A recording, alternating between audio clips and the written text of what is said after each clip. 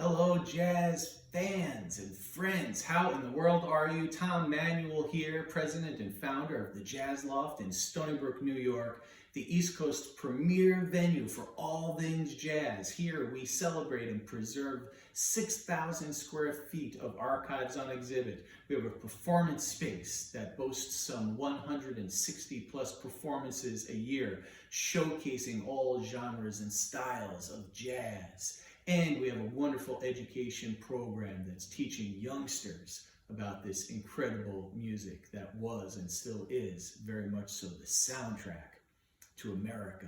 I am here in the library of the Jazz Loft, and what might seem in a little bit of a mess, but boy is it a wonderful one. We just got another wonderful acquisition to add to our library, which has hundreds and hundreds of volumes of jazz publications ranging from first edition books to magazines to manuscripts to all sorts of different publications and media formats. There are basically three main archives when it comes to our books here in the library, and they come from the collections of the great Warren Vacher Sr., bass player and wonderful writer who wrote many books. His collection of his library are all here, including many that he wrote, including Backbeats and Rim Shots, the Johnny Blauer story, a wonderful book that he wrote on the great early trumpet player Pee Wee Irwin, and many others.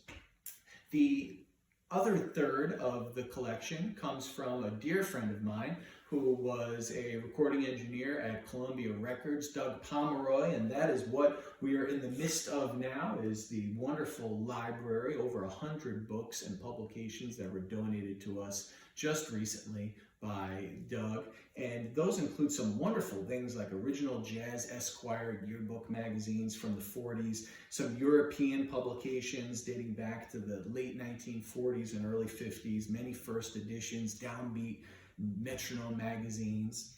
And the third part of our collection comes from a very important name, a name that many of you may not know. They were given to us by his son, and that part of our library, that third of the books, come from a man named Richard Pryor Dodge. And I'd like to read to you just a brief introduction by Dan Morgenstern on the book that was published about Roger Pryor Dodge, his collected writings that spanned 1929 to 1964. Morgenstern said that long before Martin Williams, Gene Lees, or Gunther Schuller, Roger Pryor Dodge was writing seriously about jazz.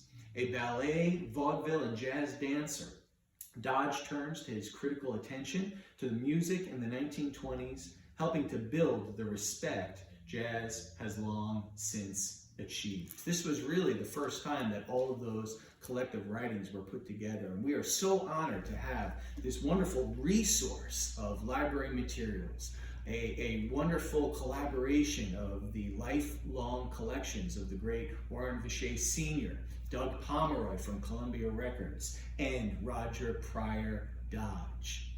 We hope that you come and visit the Loft sometime soon. We hope that you enjoyed this episode of Behind the Scenes, yet another little insight into all the wonderful parts and aspects of our collections here at the Jazz Loft. Now, I'm going to take my Keystone Reflex Auto Zoom.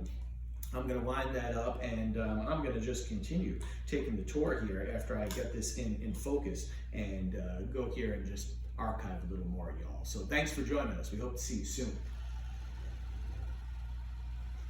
Ooh, Fox. What do you think about that, Foxy? Swing. Take care.